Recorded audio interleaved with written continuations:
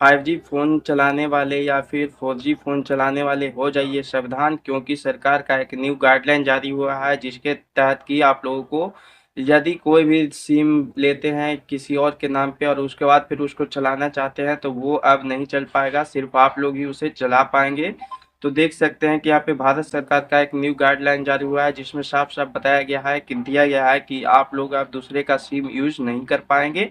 जैसा कि मैं ये खुद से नहीं बोल रहा हूँ, मैं आप लोगों को एक एसएमएस आया है जियो कंपनी की तरफ से, मैं उस एसएमएस के थ्रू ही आप लोगों को दिखाने का प्रयास कर रहा हूँ। जहाँ पे कि देख सकते हैं कि सुबह से तकरीबन मुझे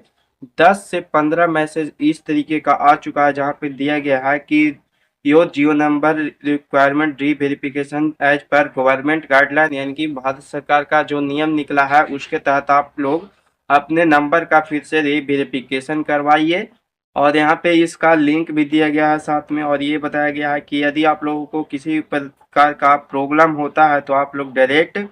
183 पे कॉल कर सकते हैं जो कि जियो का असिस्टेंस है। और यहाँ पे बताया गया है कि किस तरीके से आप लोग री वेरीफाई कर सकते हैं, स्टेप बाय स्टेप करके बताया गया है। तो क्या ये नियम लाना सही है या फिर गलत, तो आप लोग समझिए कि इस तरीके का नियम आखिर लाया क्यों गया। तो ये ज्यादातर व्यक्तियों के साथ धोखाधड़ी होता था, उसके साथ में साइबर फ्रॉड होता था। इन सभी चीजों से बचने के लिए इस तरीके का नियम लाया गया है। और यदि आप लोग इसका यह एक टाइम पीरियड दिया गया है